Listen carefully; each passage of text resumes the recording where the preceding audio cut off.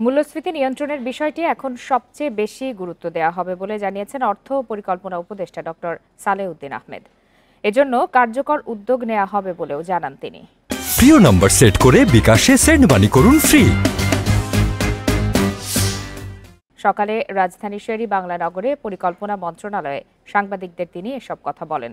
শপথ নেয়ার পর অর্থ ও পরিকল্পনা উপদেষ্টা প্রথমবারের মতো পরিকল্পনা কমিশন সদস্য ও পরিকল্পনা মন্ত্রণালয়ের কর্মকর্তাদের সাথে বৈঠক করেন।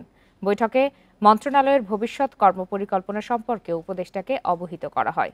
অর্থ উপদেষ্টাও প্রয়োজনীয় দিক নির্দেশনা দেন।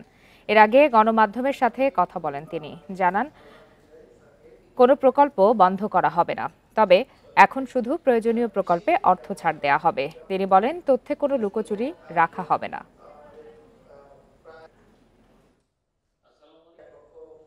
সত্যিকার ছবিটা লোকজন দেখুক, চিত্রটা, এবং কন্ট্রোল করার জন্য আমরা যথেষ্ট।